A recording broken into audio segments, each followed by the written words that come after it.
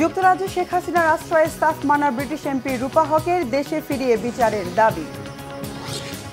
শেখ হাসিনার ক্ষমতা বাঁচাতে মরিয়া ছিল ভারত, করেছিল তদবির, তথ্য ফাঁস মার্কিন গণমাধ্যমে। নিরাপত্তার দাবিতে উত্তাল গোটা ভারত, চিকিৎসকদের 24 ঘন্টার কর্মবিরতি, বিপাকে রোগীরা। আসসালামু আলাইকুম, দেখছিলেন বাংলাভিশন ওয়ার্ল্ড নিউজ হেডলাইন। বাংলাদেশের ক্ষমতাচ্যুত প্রধানমন্ত্রী শেখ হাসিনাকে যুক্তরাজ্যে আশ্রয় না দিতে সাফ জানিয়ে দিয়েছেন বাংলাদেশি বংশোদ্ভূত ব্রিটিশ পার্লামেন্ট সদস্য রূপা হক। শেখ হাসিনাকে স্বৈরাচারী ও রক্তপিপাসু উল্লেখ করে রূপা হক পরিষ্কার জানিয়ে দেন, যার বিরুদ্ধে আন্তর্জাতিক অপরাধ আদালতে বিচারের দাবি রয়েছে তাকে ব্রিটিশ সরকারের আশ্রয় দেয়া ঠিক হবে না। ব্রিটিশ এমপির এমন কঠোর অবস্থানের কারণে যুক্তরাজ্যে শেখ হাসিনার আশ্রয় পাওয়ার আশা একেবারে কমে এসেছে বলে মনে করছেন বিশ্লেষকরা। তাহলে কোথায় যাবেন শেখ হাসিনা? এখনও ভারতে থাকা সাবেক এই প্রধানমন্ত্রীকে কি আদৌ কোনো দেশ আশ্রয় দেবে, তা এখন একটি বড় প্রশ্ন। ডেস্ক রিপোর্টে আরো জানাচ্ছেন রিফাত জামান। খারাপ সময় আর খারাপ খবর কেবলই দীর্ঘ হচ্ছে বাংলাদেশে ক্ষমতাচ্যুত প্রধানমন্ত্রী শেখ হাসিনা ও তার মিত্র মোদী সরকারের জন্য। ভারতের জন্য গলার কাটা হয়ে ওঠা শেখ হাসিনার রাজনৈতিক আশ্রয়ের খোঁজে যখন মরিয়া ভারত, তখন শেখ হাসিনাকে স্বৈরাচারী উল্লেখ করে তাকে যুক্তরাজ্যে আশ্রয় দেয়া ঠিক হবে না বলে সাফ জানিয়ে দিলেন বাংলাদেশি বংশোদ্ভূত ব্রিটিশ পার্লামেন্ট সদস্য রূপা হক। যুক্তরাজ্যের ক্ষমতাসীন লেবার পার্টির এই সদস্য শেখ হাসিনার আমলকে রক্তপিপাসু ও চরম অজনপ্রিয় উল্লেখ করে বলেন, যার বিরুদ্ধে আন্তর্জাতিক অপরাধ আদালতে বিচারের দাবি রয়েছে তাকে আশ্রয় দেয়া সমীচীন হবে না। ব্রিটিশ সংবাদ মাধ্যম দ্য স্ট্যান্ডার্ডে এক নিবন্ধে যুক্তরাজ্যে শেখ হাসিনার আশ্রয় না দেওয়ার পক্ষে মত তুলে ধরেন রূপা হক।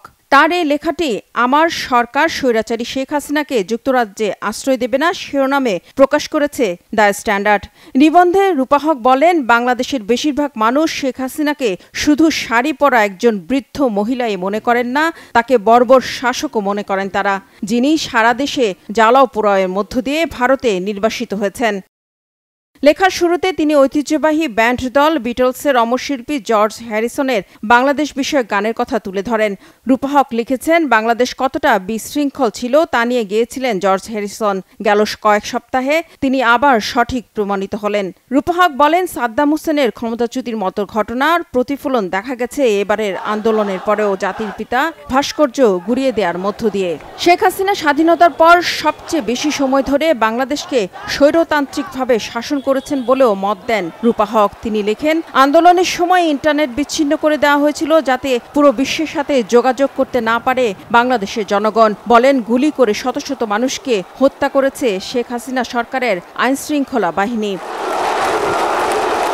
যুক্তরাষ্ট্রে থাকা শেখ হাসিনার পুত্র সজীব ওয়াজেদ জয়ের বিরোধীদেরকে ইসলামিস্ট লেবেল দিয়ে কয়েকটি ভিডিও প্রকাশেরও সমালোচনা করেন রূপা হক। বিশ্লেষকরা বলছেন, ব্রিটিশ ক্ষমতাসীন দলের একজন এমপির এমন কঠোর মন্তব্যের পর শেখ হাসিনার যুক্তরাজ্যে আশ্রয় পাওয়ার সম্ভাবনা একেবারেই কমে এসেছে। তীব্র ছাত্র জনতার আন্দোলনের মুখে বাংলাদেশ থেকে ভারতে যাওয়ার পর এখনও সেখানেই আছেন তিনি। যদিও ভারত এখন পর্যন্ত তাকে আনুষ্ঠানিকভাবে আশ্রয় দেওয়ার কোনো ঘোষণা দেয়নি রাজনৈতিক ও কূটনৈতিক কারণে।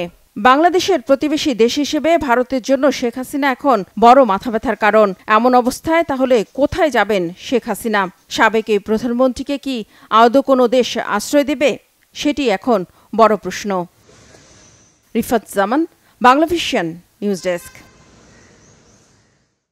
বাংলাদেশের সাবেক প্রধানমন্ত্রী শেখ হাসিনার ক্ষমতা টিকিয়ে রাখতে যুক্তরাষ্ট্রের কাছে নানা তদবির করেছিল ভারত সরকার। এক প্রতিবেদনে এমন বিস্ফোরক তথ্য জানিয়েছে মার্কিন সংবাদ মাধ্যম ওয়াশিংটন পোস্ট। তারা বলছে, অভ্যুত্থানের অন্তত 1 বছর আগে শেখ হাসিনার ওপর চাপ দেয়া বন্ধ করতে যুক্তরাষ্ট্রকে অনুরোধ করেছিল ভারতীয় কর্মকর্তারা।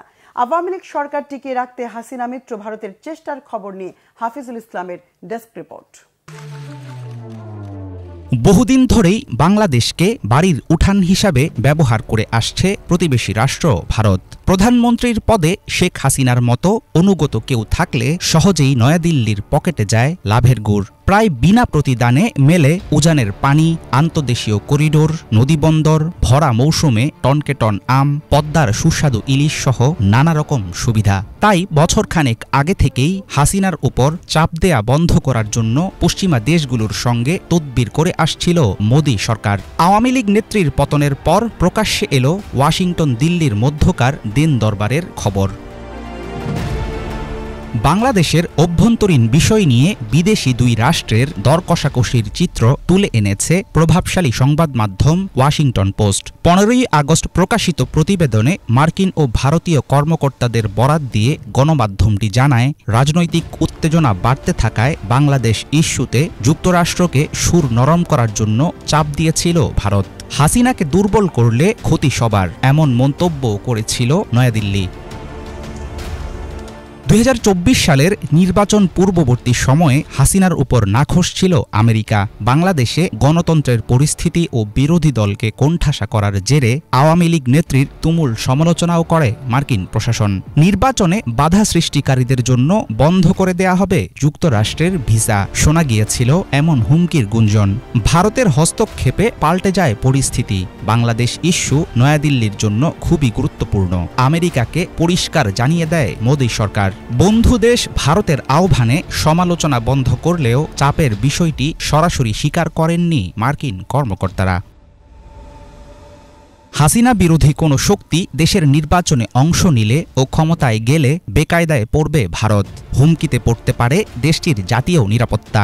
বরাবরই এমন মনোভাব প্রকাশ করে এসেছে নয়াদিল্লি। ভারত সরকারের একজন উপদেষ্টা ওয়াশিংটন পোস্টকে জানান, স্বাধীন রাষ্ট্রে হস্তক্ষেপ গণতন্ত্রের মানদণ্ডে যেমনই হোক, বাংলাদেশের ক্ষমতায় ভারতের পক্ষের কোনো সরকার থাকা তার দেশের অস্তিত্বের জন্য গুরুত্বপূর্ণ। 2024 সালের 7 জানুয়ারি টানা চতুর্থ মেয়াদে ইলেকশন জেতেন শেখ হাসিনা। তার বিরুদ্ধে বিচার বহির্ভূত নানা পদক্ষেপ ও পাতানো নির্বাচনের অভিযোগ থাকার পরেও প্রধানমন্ত্রীকে অভিনন্দন জানিয়েছিলেন নরেন্দ্র মোদী। ছাত্র জনতার অভ্যুত্থানে হাসিনা ক্ষমতাচ্যুত হলে প্রকাশ্যে বদলে গেছে ভারতের বক্তব্য। পুরনো বন্ধু হিসাবে আওয়ামী লীগ নেত্রীকে সাময়িক আশ্রয় দিয়েছে নয়াদিল্লি। পাশাপাশি অন্তর্বর্তী সরকারের সঙ্গে কাজ করার ব্যাপারেও সমর্থন জানিয়েছে মোদী প্রশাসন। সাবেক প্রধানমন্ত্রীর ক্ষমতা হারানোর পেছনে আমেরিকার হাত ছিল, নানা সময়ে উঠেছে এমন অভিযোগ। ওয়াশিংটন পোস্টের প্রতিবেদন থেকে বিশ্লেষকরা মনে করছেন, ভারতের তদবিরের ফলে বাংলাদেশের অভ্যন্তরীণ অনেক বিষয়ে একরকম হাত গুটিয়ে নিয়েছিল আমেরিকা। এতদিন ধরে শেখ হাসিনার মতো একজন স্বৈরাচারী শাসকের পাশে থাকার ফল আখেরে ভালো হয়নি। হঠাৎ করে ঘনিষ্ঠ মিত্রকে হারানোর ধাক্কা কিভাবে সামাল দেবে নয়াদিল্লি, সেটা এখনও পরিষ্কার না। হাফিজুল ইসলাম, বাংলা ভিশন। লেবাননের দক্ষিণাঞ্চলীয় শহর নাবাতায়ে একটি আবাসিক ভবনে বিমান হামলা চালিয়ে 8 জনকে হত্যা করেছে ইসরায়েলি বাহিনী। এদিকে যুদ্ধবিরতি চুক্তি আলোচনার মধ্যে ফিলিস্তিন ভূখণ্ডে হামলা অব্যাহত রেখেছে দখলদাররা। ইসরায়েলি বাহিনী উত্তর এবং দক্ষিণ গাজা থেকে ফিলিস্তিনিদের অন্যত্র সরে যাওয়ার নির্দেশ দিয়ে একের পর এক হামলা চালিয়ে আসছে। এক রাতের ব্যবধানে মধ্য গাজার আজ জাওয়াইদায় 10 বাস্তুচ্যুত ফিলিস্তিনিকে হত্যা করেছে ইসরায়েলি সেনারা।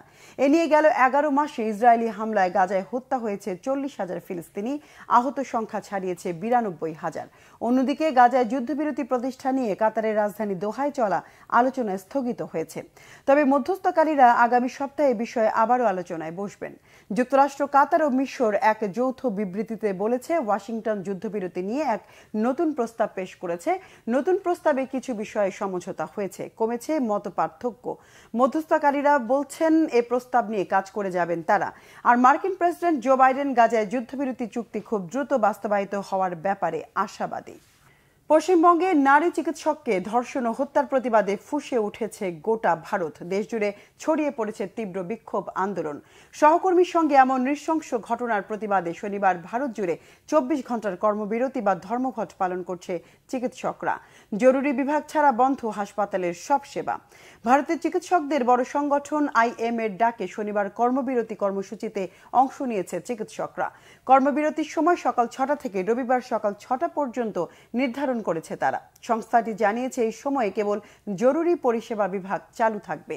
যে ধরনের অস্ত্রোপচার পরে করলেও হবে সেগুলি আগামীকাল বা না করার সিদ্ধান্ত নেওয়া হয়েছে। সংস্থাটি দোষীদের দৃষ্টান্তমূলক শাস্তি এবং প্রতিটি হাসপাতালের সুরক্ষা ব্যবস্থা আরও জোরালো করার আহ্বান জানিয়েছে। এছাড়া সরকারি এবং বেসরকারি একাধিক মেডিকেল ইউনিয়ন এই ধর্মঘটের প্রতি সমর্থন দিয়েছে। কলকাতার পাশাপাশি মুম্বাই ও হায়দ্রাবাদ সহ বিভিন্ন শহরে মেডিকেল কলেজের ক্যাম্পাস ও হাসপাতালগুলোতে চিকিৎসক হত্যা হত্যার বিচার এবং নারীদের নিরাপত্তা নিশ্চিতের দাবিতে কর্মসূচি পালন করেছে। নয়াদিল্লিতে পার্লামেন্ট ভবনের কাছেও জড়ো হয়ে বিক্ষোভ করেন আন্দোলনকারীরা। এর আগে গেল শুক্রবার কলকাতার একটি হাসপাতালে পোস্ট গ্র্যাজুয়েট ছাত্রী মৌমিতার রক্তাক্ত মরদেহ পাওয়া যায়। মিয়ানমারের স্থিতিশীলতা বজায় রাখা উন্নয়নে গঠনমূলক ভূমিকা পালনের আহ্বান জানিয়েছেন চীনের পররাষ্ট্রমন্ত্রী ওয়াং ই। থাইল্যান্ডের চিয়াং মাইতে এক বৈঠকের পর প্রেস ব্রিফিংয়ে এই মন্তব্য করেন ওয়াং। Desk report. মিয়ানমারের স্থিতিশীলতা বজায় রাখা ও উন্নয়নে গঠনমূলক ভূমিকা পালন করার আহ্বান জানিয়েছেন চীনের পররাষ্ট্রমন্ত্রী এবং কমিউনিস্ট পার্টি সিপিসির কেন্দ্রীয় কমিটির রাজনৈতিক ব্যুরোর সদস্য ওয়াং ই। থাইল্যান্ডের চিয়াং মাইতে 9th লেজং মেকং কোঅপারেশন LMCর আগে পররাষ্ট্রমন্ত্রীদের সাথে এক বৈঠকের পর প্রেস ব্রিফিংয়ে এই মন্তব্য করেন ওয়াং। বৈঠকের আগে ওয়াং মিয়ানমারের নেতা Min Aung Hlaing, state peace and development কাউন্সিলের সাবেক চেয়ারম্যান থান সোয়ে এবং উপপ্রধানমন্ত্রী ও পররাষ্ট্রমন্ত্রী ইউ থান সোয়ের সাথে সাক্ষাৎ করেন। এ সময় জাতিসংঘ নিরাপত্তা পরিষদের স্থায়ী সদস্য হিসেবে চীনকে এই অঞ্চলের শান্তি ও স্থিতিশীলতা বজায় রাখার জন্য নিবেদিত বলে উল্লেখ করেন ওয়াং। ওয়াং বলেন, চীন মিয়ানমারকে তার সার্বভৌমত্ব, জাতীয় ঐক্য এবং আঞ্চলিক অখণ্ডতার রক্ষায় সমর্থন জানায়। ওয়াং আরও বলেন, মিয়ানমারে গৃহযুদ্ধ উস্কে দেবার মতো কর্মকাণ্ড এবং ইচ্ছাকৃতভাবে দেশটির অভ্যন্তরীণ বিষয়ে বহিরাগত শক্তির হস্তক্ষেপের বিরোধিতাও করেন তারা। এ সময় দুই দেশই নিজেদের রাজনৈতিক আস্থা বাড়ানোর আগ্রহ প্রকাশ করে। এছাড়া আন্তর্জাতিক অপরাধের বিরুদ্ধে নিজেদের প্রচেষ্টা জোরদার করা সহ মিয়ানমারে চীনা কর্মী ও প্রকল্পগুলোর নিরাপত্তা নিশ্চিত করা এবং সীমান্ত অঞ্চলে স্থিতিশীলতা বজায় রাখার ব্যাপারেও আলোচনা করা হয়। ইফাত জাহান, বাংলাভিশন। সীমান্ত পেরিয়ে রাশিয়ার কার্স্ক প্রদেশে ঢুকে রুশ বাহিনীর সাথে তীব্র লড়াই চালিয়ে যাচ্ছে ইউক্রেনের সেনারা। কুরস্কে রুশ সেনাদের হামলায় ইউক্রেনের 220 সেনা নিহতের খবর পাওয়া গেছে। এরই মাঝে শুক্রবার কার্স্কের সুজা শহর দখলে নেয়ার দাবি করেছে ইউক্রেন। হিজল জোবায়েরের ডেস্ক রিপোর্ট। রাশিয়ার সীমান্তবর্তী কার্স্ক প্রদেশে ইউক্রেনীয় সেনাদের ঢুকে পড়ার 12তম দিন চলছে। শত্রুপক্ষকে পিছু হটাতে জোরালো হামলা চালানো হচ্ছে বলে শুক্রবার এক বিবৃতিতে জানিয়েছে রুশ প্রতিরক্ষা মন্ত্রণালয়। একই সাথে দোনেস্ক, সুমি প্রদেশ সহ ইউক্রেনের বিভিন্ন অঞ্চলে হামলা জোরদারের কথাও জানিয়েছে তারা। মন্ত্রণালয় জানিয়েছে, কার্স্কে কেবল অতিরিক্ত সেনা মোতায়েন নয়, যুদ্ধবিমান ও হেলিকপ্টার দিয়েও অনুপ্রবেশকারী ইউক্রেনীয় সেনাদের ওপর হামলা চালানো হচ্ছে। একই সাথে ওই অঞ্চলে উল্লেখযোগ্য সংখ্যক রকেট উৎক্ষেপণ ব্যবস্থা ও অত্যাধুনিক প্রযুক্তির কামান মোতায়েন করা হয়েছে। এরই মাঝে শুক্রবার কার্স্কের সীমান্তবর্তী সুজা শহর নিজেদের নিয়ন্ত্রণে নেয়ার দাবি জানিয়েছেন ইউক্রেনের প্রেসিডেন্ট ভলোদিমির জেলেন্সকি। সীমান্ত থেকে রুশ ভূখণ্ডের 10 কিলোমিটার ভেতরে অবস্থান এই শহরের। তবে ইউক্রেনীয় সেনারা সুজার পূর্ণ নিয়ন্ত্রণ নিতে পারেনি বলে দাবি রুশ বাহিনীর। শহরের উত্তরে মার্তিনোভকা থেকে তাদের পিছু হটতে বাধ্য করা হয়েছে।